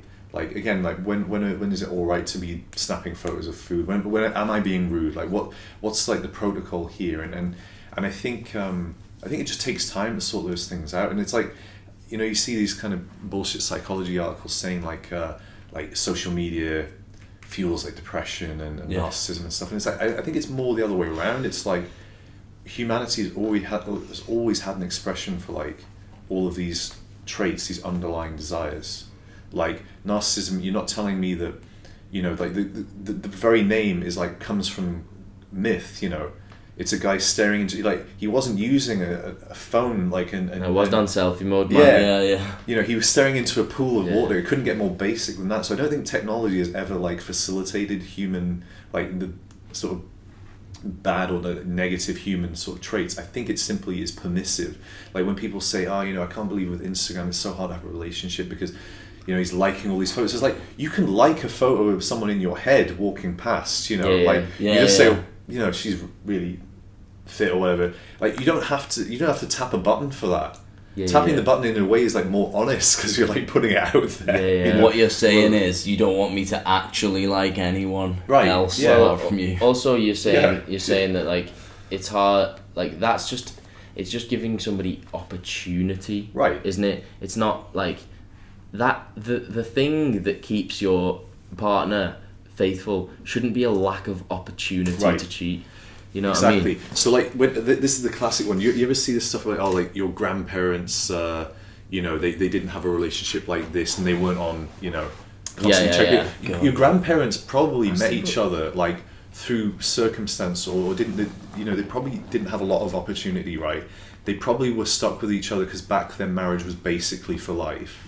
You know, they may have been, you know, had infidelity, you know, issues, but like it was lack of opportunity. It wasn't like it was just more to, you know. But also being together for the longest time isn't necessarily the greatest indicator of relationship success. Happiness. Just because, you know what I mean? Like that.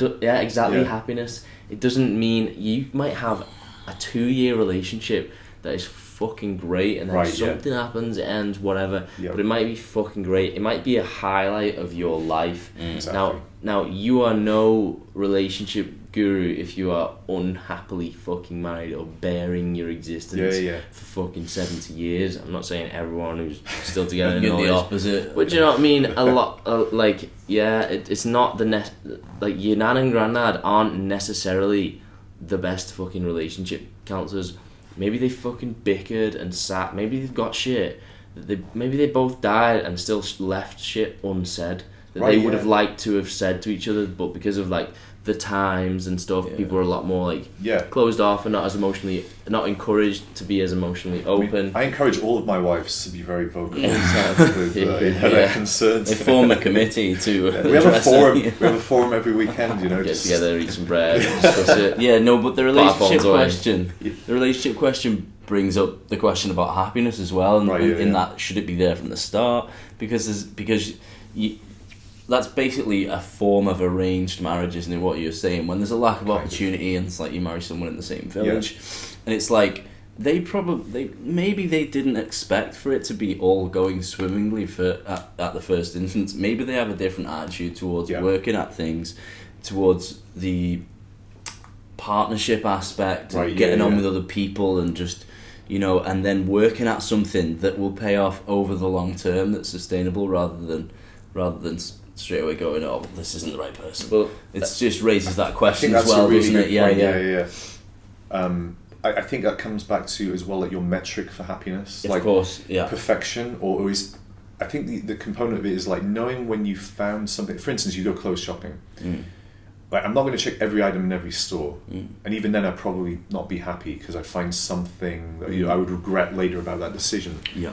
And sometimes with increased opportunity, there is this feeling like you've made a bad decision, and it's that classic thing of, like, you know, the turn of the century, people had, like, I don't know, they had a couple of different types of pair of, like, jeans to wear or something, you know, like, or a couple of brands to choose from, or one brand that made a product. And now you can regret your decision, because, like, today I went to buy some cleaning stuff, and it's like I'm standing there, like, looking at, right, there's this cleaning spray, and this one's for the bathroom, this one's I'm like, then stopping, I was like, what the fuck am I doing? Just pick one up, put it in the basket.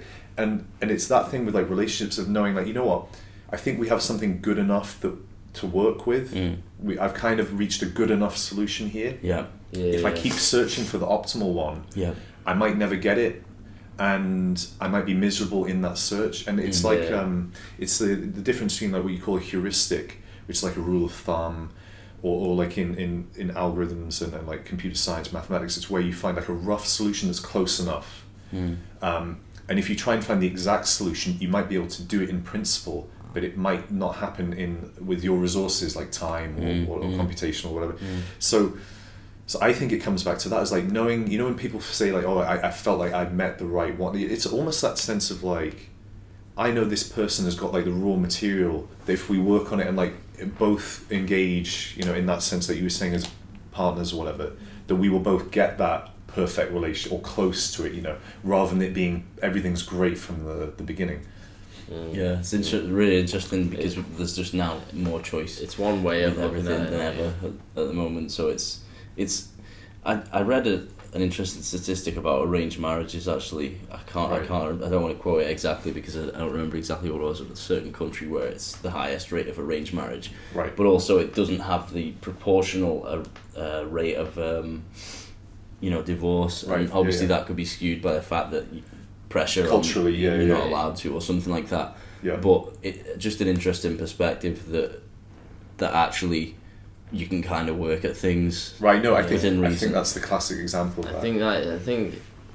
See, I don't know if it depends on what you mean by work, like, because, like, we're saying, this like, is maybe there are that's more ways. Assuming that both people have a different perspective from the start on just a kind of more mature from the start, and in how they address issues and how petty they are. I think, and some cultures are definitely ahead in that sense, because they don't have the luxury of being bratty about things, for example. Right. Maybe I think, like, it was more. Maybe there's more than one, route, because... Oh, yeah, sure. Like, maybe it was more useful back in the day to have that attitude. Maybe that is the attitude of, like, we can work at this and be, happy. Maybe one day we'll be happy. We can work at this. Maybe one day we'll like each other. Maybe one day I'll wake up and not hate this. One day I'll fucking kill you, man. Maybe that was useful back in the day, when there was less choice or whatever. Maybe it's useful in arranged marriages, maybe whatever. But but I don't think that maybe those people didn't expect. Oh, right, this can be great from the start. But I think, like, I don't think that's necessarily true that it has to be like that. Because I think with, like we were saying about expectations, with the right expectations, it can be great from the start to you. With the right expectations, it can pretty much always be great, I think, with the right expectations and the right allowance, the right self-awareness, the right empathy. Do you know what I mean? And I don't think it has to... It depends how you talk about it and what you mean by work, doesn't it? When you have to work a relationship. You don't have to work a relationship, you just have to work on yourself. Yeah. That's the essential. No, you're right. Like, you have to work on your ability to empathise, your ability to understand other people and stuff, and your ability to be a good influence and stuff. I think you're right. I think it's a fine line. It's not working on the relationship and stuff like on an artificial it's not way. bearing the other person. Yeah, so. it's like, am I working on something which I need to do? I mean, obviously, you have to be working on yourself anyway for your own benefit. But it's more like, is there some area I have not paid sufficient attention to that's kind of not that's holding us back from maybe making this work? Or it's that awareness thing again of like knowing that, okay, this just isn't a good fit or whatever. Yeah. And I think what you're talking about is maybe, I think it both things are kind of true in the sense that there's an element of work, but it's also knowing like what the contractual period is. Is like, if you've got this idea that you're tied in for life, I think that's a pretty unrealistic and almost impossible standard to hold people to. Mm-hmm. So if you're going at it with the idea that this relationship needs to work because we're going to be together until we, finally, die, then I think, that's probably unrealistic. If you're saying like you were talking about earlier, sometimes it's like a more short-term thing where it's good while it is good, and then you're able to recognize when maybe your circumstances have changed and it's not going to be right anymore, and then you move on. I think that's kind of it's a mix of those two things. I think it's knowing like how much you need to kind of stick with it because there's a return, not just like from a selfish like what am I getting from this, but more like while it's good and you feel it should be explored, and then also knowing the time when we both, if we continue, we're going to start to see a decline, and it's going to, and I think because it's the opposite of like today, like we were saying, like the choices you have, they are equally true with relationships and people, because it's so easy to meet people now, right? So it's the opposite of how it used to be so restricted, right? It used to be like and probably frowned upon to get divorced. Now it doesn't fucking matter. You got 5 kids, you can get divorced. Maybe a few people would be like, feel a bit sorry for you. That's the worst thing. You know what I mean? But now people are having kids later. People are like moving in together later. All that kind of stuff. Just living more independent lives. The choice of potential suitor is greater. So and it's so much easier to meet people. So actually, you're at the point where you can walk away from a relationship pretty much anytime you want, like fucking that. Yeah. And the only thing and again, that's something that's just a norm that some people don't feel that free.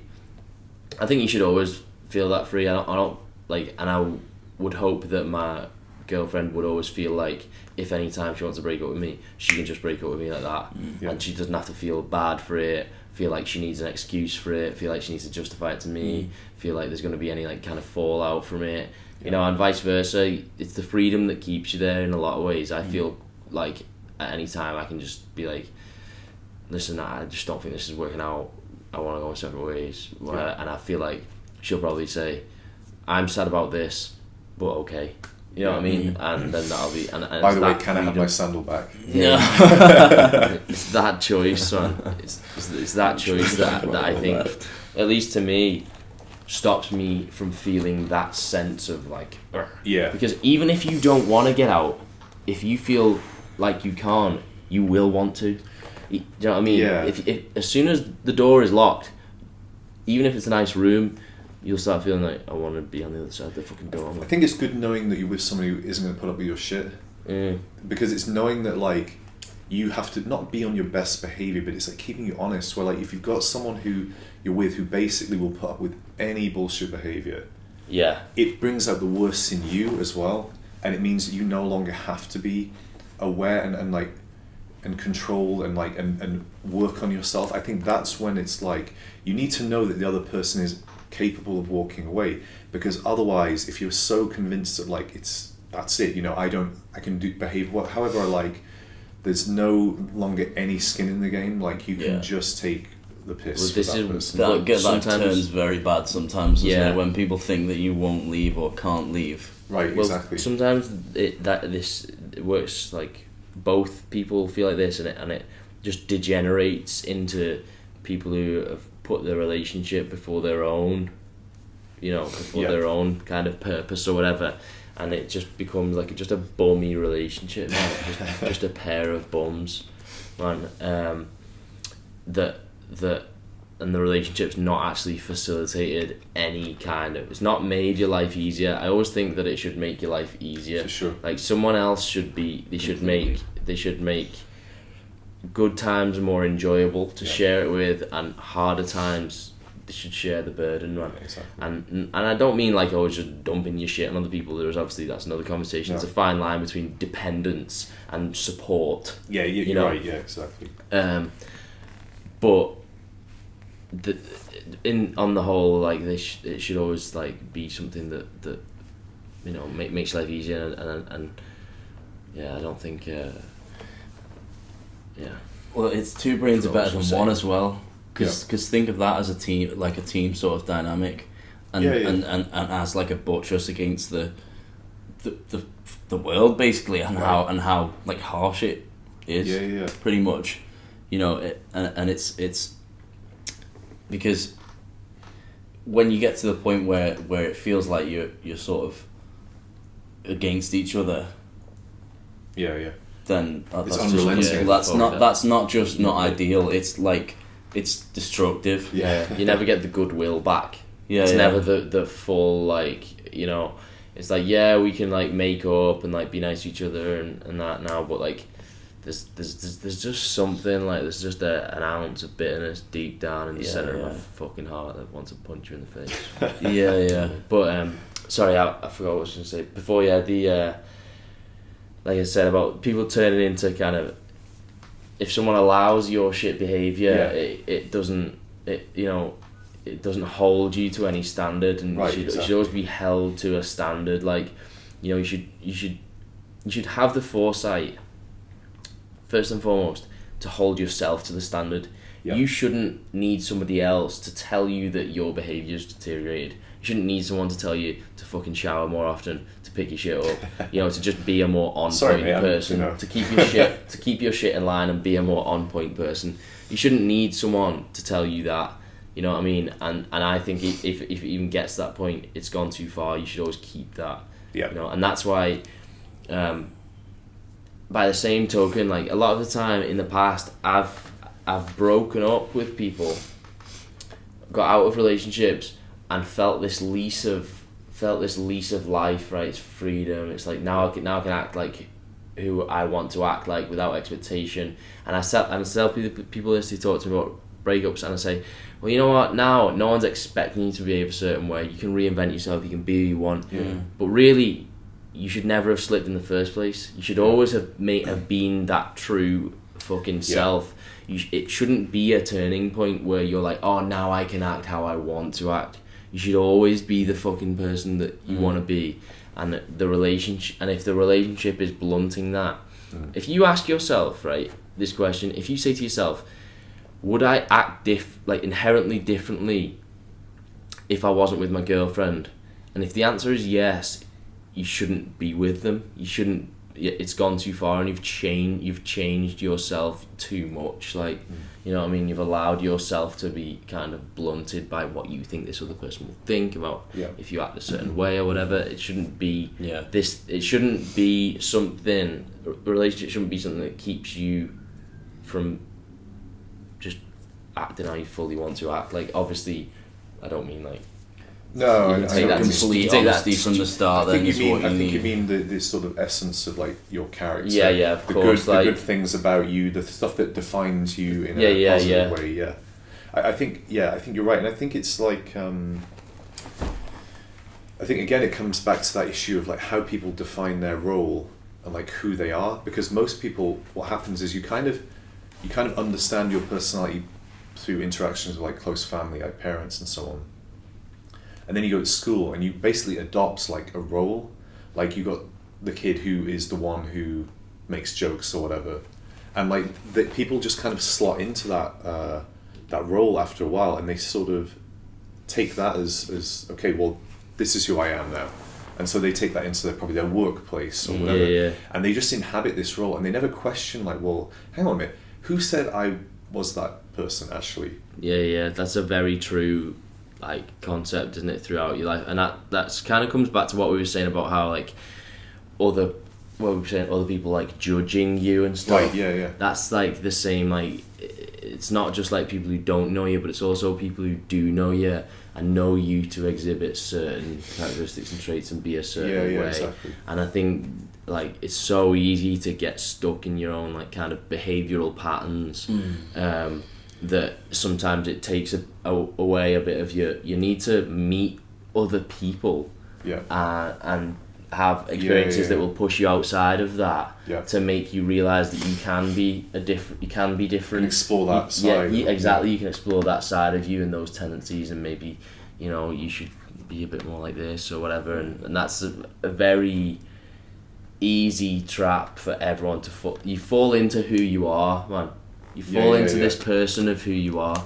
And then that's the self-fulfilling. It's just a cycle of that. Now I just reinforce this with more actions, right, exactly. And I become more. And you say, oh, yeah, she's really old-fashioned. She's stuck in her ways, and that is where it comes from because you become stuck in your ways. It's easy for other people as well to want you to stay the way you are as well. Oh, so that things make sense to them. Exactly. And then you feel that pressure from other people.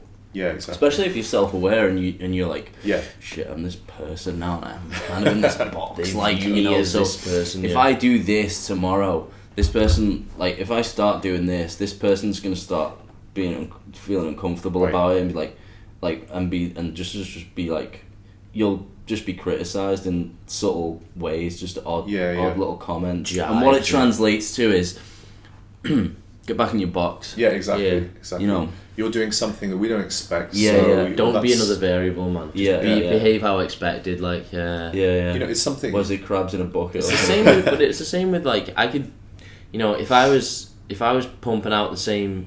Let's say I was doing a video every week, and it was first third chatting about some shit, middle third training, last third eating and chatting about some other shit, and I pump the same video out every fucking time. And that would be the expectation on me, and I'd be scared to, like, if I did something else, I'd be scared to like, format something differently. But it would be true because you nurture that following to what it. People are always stopping watching your shit, starting watching your shit, unsubscribing, unfollowing you because you're channeling it into and it's very easy to cultivate a following based on the same consistent content over and over and over because people know what they're expecting, and that's essentially how you grow on social media. It's consistency of content. Obviously there's quality and stuff as well. It's much harder to grow a following of people who don't have expectations on you, who are simply there like because the only expectation is some good content. It's something engaging or something, do you know what I mean? And don't expect a particular structure from you, and it's just like, what's he gonna do today? What is this? That's so, I don't know if it's even fucking possible really to do that on any large scale. Like, I'm not. I don't know, and it's also interesting how people adopt these roles. Like, for instance, if someone says, "Oh, I'm not like a technology person," or whatever, it's like, well, no one is born with the innate ability to use like technology proficiently. It's simply a frame of mind and the desire to learn. And okay, people have different aptitudes, I get that, of course, but it's such a strange thing to say, but like people repeat these things as if they have like content. Like, I'm not like, this type of person. That's this. No one's born with social skills, man. Right, you're not born like there might be aptitudes, maybe things about you, things about your upbringing that made it easier for you. You might have been around a lot of dogs when you were a child, so you like dogs now. Now you're a dog person. You're a dog person. You know what I mean? Nothing about dogs. Ate food, so you're a food. There's nothing about. I'm a bread person. I'm a water.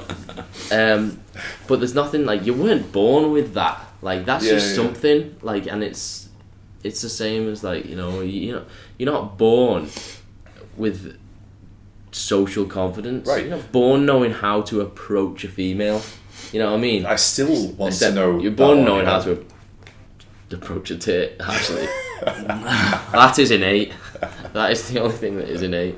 It just gets in a lot of trouble now. That's Yeah. How do you approach one? Usually from the side. Full camo gear. Oh my god. So I think the roles and sort of like the things we say about ourselves, like it's interesting because language is like Wittgenstein. The idea was language games, right? You learn, there are sort of innate rules the underlying the structure of like the grammar and whatever. Mm. You learn by playing the game, by trying to make a sentence, and does that work? Does the person understand?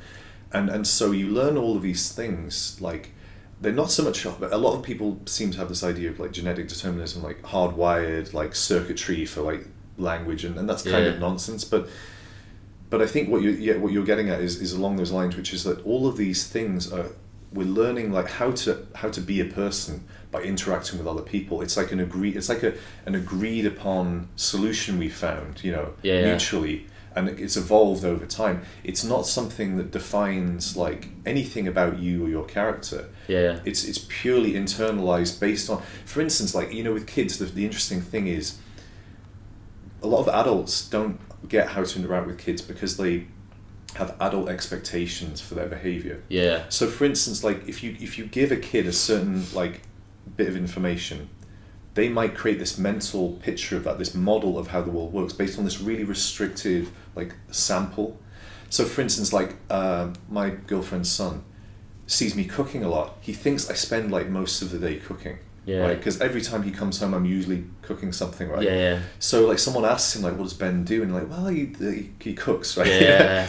So based on his like understanding, his sample, like of what I do, that's me, right? So for instance, if you try and correct someone like on that basis and say, why did you do this? This stupid behavior, whatever. What you're not understanding is like they've created that behavior out of their model of how things work, and everyone does that. Yeah. And sometimes all that's missing is like they're missing like bits and pieces of like the bigger picture. I was actually thinking about this recently. I was just in the car and I was thinking like everything, because I was thinking about maths and algebra and stuff, and thinking about everything is just like, it's just a mapping of it's not, you don't actually ever understand how things work fully. It's just this works now under your circumstances. Yeah, right. You're just mapping things on like, if we were using like Newtonian physics, it would work for a certain amount of it would work, and we would observe it and we'd be like, right, this works. And then you find that eventually there are some instances where it's actually not quite it's going to break down, and then you can use Einstein's relativity, and then this might map onto more scenarios, and then you're trying to reconcile quantum mechanics with and it's just another level, and they're all different. They're just levels, and obviously as we grow up, we get more advanced mappings, advanced theories, more advanced. But if you think that you fully understand something, that's an arrogance. Absolutely. That's arrogance. You actually just have a theory that fits for everything that you've observed so far, and if you think that you understand it fully, that's closed-mindedness. Right, really, exactly. And that's often where like even people having like really bigoted opinions or like attitudes, it's because like sometimes they've grown up without exposure to other cultures, and they just have this kind of ignorant, like simple-minded reaction to how other people behave. And obviously there's more to it than that, but it's just interesting, like how we all kind of think that the way we think things are is how they are. And like you said, sometimes it takes something to challenge that, and you have to like make a mistake or something has to go wrong. Like for instance, with this kid, right? He always like rushes to go into the elevator, right? And you say like, "Oh, don't do that because you might bump into someone." But like if every time he does it, nothing happens, he just assumes, "Well, I'm right," and why wouldn't he, So all it takes sometimes is for people to realize that like, there's an adjustment required. Like, I had this idea of like how relationships work or whatever, and that was clearly flawed. And it worked for that relationship up to that point, right? And then there were circumstances it didn't work anymore. Well, there's a joke about that. You mentioned like maths. Well, there's a joke where it's like, usually it goes like mathematician, physicist, engineer, and the engineer's like the stupid one. So anyway, there was one like they're on a train and the engineer sees a black sheep and he's like, "Oh, I think the setting is that for some reason they're taking the train to Scotland." I've got no idea why that's important. I guess because there's sheep there. It could be New Zealand or whatever. Anyway, so he's like, train there though. So he sees the black sheep and he's like, "Oh, so sheep in Scotland are black. So I'm clearly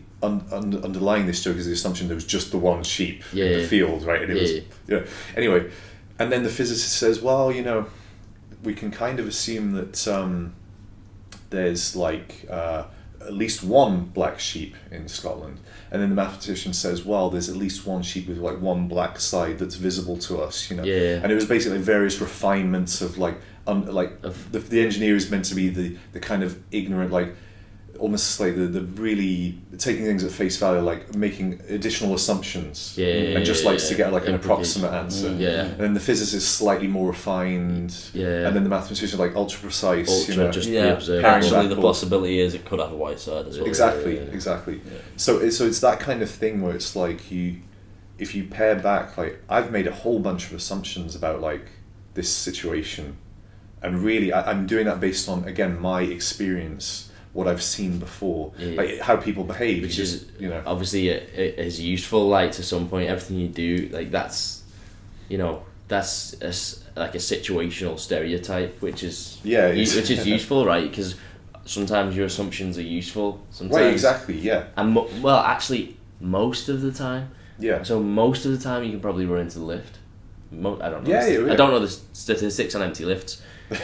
Most of the time, but you obviously have to be aware that, like, sometimes. No, and sometimes you might be wrong. And I think you're right. And I think what it's about is like just like you said, not being so blindly confident in everything. You can't just update that. Skepticism in a way, innit? Like, Yeah. I think let's wrap this shit up, man. We've been sitting a long time. I'm fucking hungry. I want to eat a yogurt, mate. There's a guy waiting downstairs for his camera back. I'll just keep it. Man. Alright, everyone, peace out. Thanks to the guest, thanks to Ben, Mike, thanks to me. Picking shit up, getting shit done in Dubai. See you later, bros. In a bit, eat bread.